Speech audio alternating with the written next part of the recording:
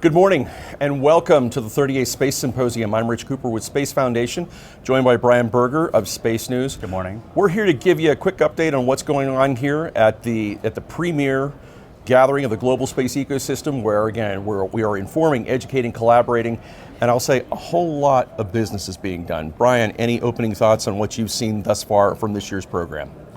It's a big show. Seems bigger than years past. Hope you guys aren't at capacity, but there are a lot of companies here, and there's a lot of government presence here. Large contingencies from abroad we're seeing going through the exhibit hall. So a lot of people here this year. As Brian mentioned, this is one of the largest gatherings. We at Space Foundation are believing we know we're over 14,000. We don't have a full number yet, but we've got over 230 exhibits, 260 different speakers. We have nearly 20 different space agency leaders here.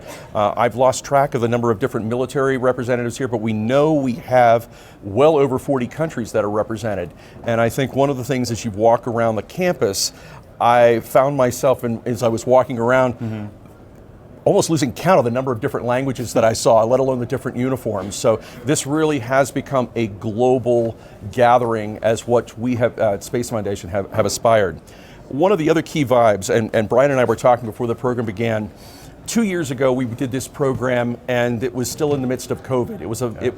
We were wearing masks, we had reduced the numbers, and again, there was sort of, can we do this? And again, the space community did some big things during COVID. Last year though, we had the Ukraine war that had just really started, and again, we started to see the rise of commercial space assets. For me, Brian, and I'm curious on your reaction on this, the key vibe that I have felt with this year's program is there is a confidence and there is a international growth that is in full force. And by confidence, I mean this. We knew last year that Webb had been successfully launched and it had been successfully deployed, but we didn't really know whether Webb worked. Right. We know Webb works. Right. And that seems to have been one more bit of confidence that this community has. SLS has launched. Right. Orion had a fabulous mission around the moon, and there's so many other things that are happening. What are your takeaways? Do you see something similar, or are there other facets I'm missing there? No, I think there is confidence in the ability to execute these large programs on time, on budget, not necessarily, but when they work, people tend to forget about the hiccups that occurred along the way. Same thing happened with Hubble. JWST is returning great imagery. It's fabulous. It's a fabulous spacecraft. We're also seeing folks, I think, take a lesson from what we were talking about from last year, which was Ukraine and commercial imagery. That was a big, not wet dress rehearsal, that was a live rehearsal of whether commercial imagery was going to go to war in a constructive and helpful way. It has, and I think we're seeing some signs here that other nations have taken note of that. Friends and allies, they're starting to realize that there's value to be had in integrating their military with commercial services. And I think there's a lot of folks here who are learning about that. You're seeing a lot of companies here, even from the national delegations. Australia, for example, has brought a lot of folks. Japan, just over there, has their pavilion. Italy has one around here. So I think we're going to see a lot more exposure of some of the domestic capabilities nations have at home. Pulling on that thread, you mentioned the Australians, the Japanese, the UK, the Canadians. Let's see who else I've got. There are a number that are here, and what I've seen in symposiums of old, it was very much a profile of what their country's civil space programs were about. Yeah. Now it is about, these are the companies, and this is who we are as a British space community, Canadian space community, Japanese space community, that they're heralding who they are, what they can do, and what they're ready to do, and the partners that they want to find.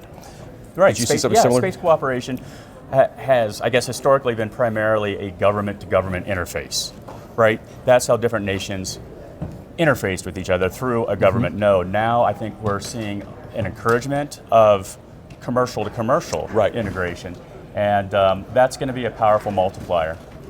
The other piece, you talked about the military's willingness to engage commercial. Every military person that I have heard speak thus far on the agenda or in the press briefing room has all alluded I want to work with commercial. And again, that has always been, I would say, a relationship of caution and trepidation. It is now, I can't do it without you. Right. And the number of companies that haven't been able to figure out how to work with the military are finding means to do that, but most importantly, I think the military and the intelligence sectors are finding those mechanisms to work with those companies because they're seeing something out there that they can't get from anybody else, and they want to buy it. Right. Imagery is one of those things. We're finding that we're buying satellite buses in larger numbers from commercial industry. The idea that the Space Development Agency has with its proliferated LEO constellation is that with all this commercial activity around building large constellations, there's a chance to basically just tap into that supply line and buy spacecraft at an affordable basis. I think on the hardware side, I think that's working great. I think when you're buying services, there's probably still some policy issues to work out, and we've seen that again in Ukraine. Starlink came to the rescue to provide some communications early in the conflict, but it's complicated. They kind of took a stance on Ukrainian military using Starlink services. They expressed some concern about Starlink being used in that kind of war-fighting capacity. So that's a policy issue that's going to have to be sorted out, and not just the United States, but around the world. There's a great article that the Space News Daily put out that talks about some of the challenge that's going on here, because while the companies are able to provide that, government is really being put on the spot that while the companies are able to deliver, you government are going to have to be a whole lot more efficient and responsive. And so there's a piece in the Daily, and I believe you'll probably have it online. Sure. Speed and safety are top priorities for regulators. The Commerce Department knows that they have to up their game. NOAA has to up their game. The FCC with their new space office knows they have to up their game. This cannot be an environment where it takes hundreds and hundreds of days to get a license, to get an approval, to get any of the paperwork done. Government knows they're on the spot. That is a huge shift. That's true, and I think there's been a fire lit underneath them, right? You want to do speedy, safe, prudent regulation, because the alternative could be essentially no regulation. Right. And that's something that industry from time to time sort of wants. So they don't want to be hampered in their development. But we're coming up on a few inflection points here with commercial human spaceflight. Is it time to take a regulatory hand in that? And there's a sunsetting provision in law concerning that. There's a phrase that's been used to describe the commercial space arena today as the Wild West. There's still a bit of that going on, and it's not as if that there are lawmen riding in on horses yet, but they are at least approaching this that, hey, we've got to provide some law and order and some discipline into this.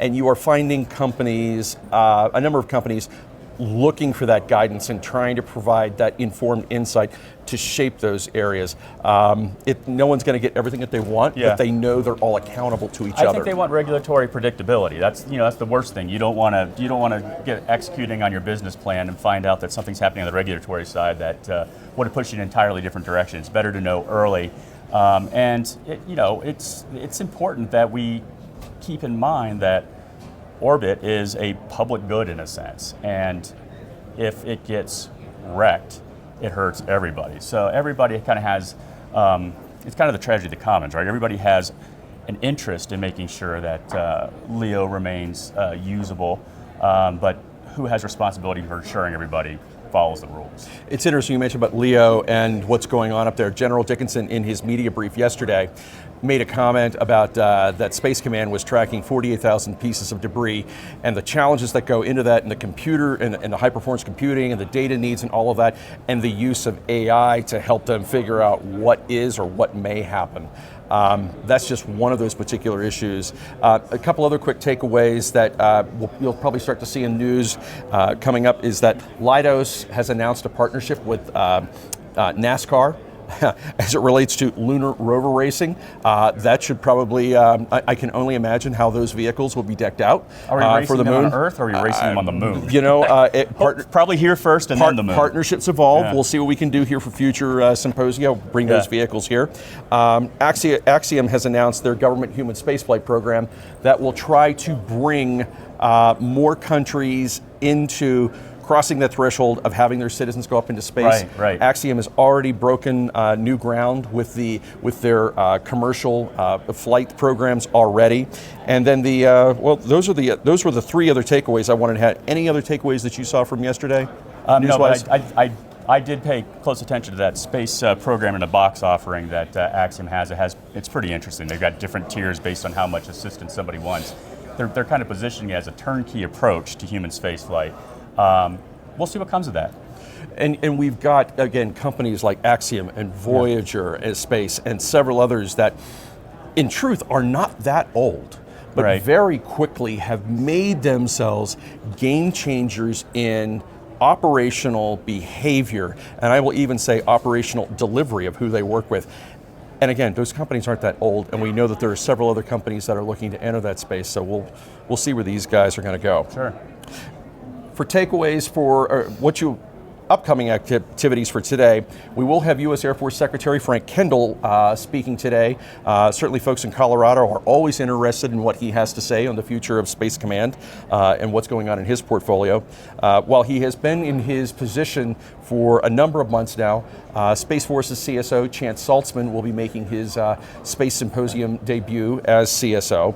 And again, Space Development Agency, Derek Tournier, who has shown that he is willing to be forward-leaning and creative in how that agency works as for acquisition and development, all of those things. He's also on the agenda along with a number of other folks. The full agenda is at spacesymposium.org. Also on the agenda today, there will be an update on the pledge, as it has been so dubbed, by the Aerospace Corporation. They're going to be giving an update on their survey that they have done over the past year as far as DEI efforts within the larger space community. So we'll hear Steve Sokowitz speaking on that. So I'm going to put a quick plug on that. Please. They published an open letter in Tuesday's Space News Show Daily back page. There you can find the list of 20 or 30 executives. You'll recognize a lot of names who signed on to this. Mm-hmm. Just put that on your agenda. And that's a major initiative that we at Space Foundation, and I know you at Space News, have been proud to associate with, because again, you've seen the growth of Symposium over a number of years, certainly in the expanse of the companies and countries, but the people and citizenry. This is getting better. We still have a long ways to go, but it's getting better. Efforts like what the Aerospace Corporation is trying to lead here are things that will hold us all accountable and making sure that there is space for all. We will have more later this afternoon on what happens from today's program, and even as we look into the final full day of program, would encourage you to please check out Space News, certainly on their social media channels, but then also follow our channels on Space Foundation. We've got a lot happening there as well. There's a lot going on here at Space Symposium. You can check us out, obviously, here in person. If you're in the Colorado Springs area, we still have room for you, but then we also have room for you on our virtual platforms. But our social channels are always open. And as always, thanks for joining us for Catch Space. Have a great day, and we'll see you later.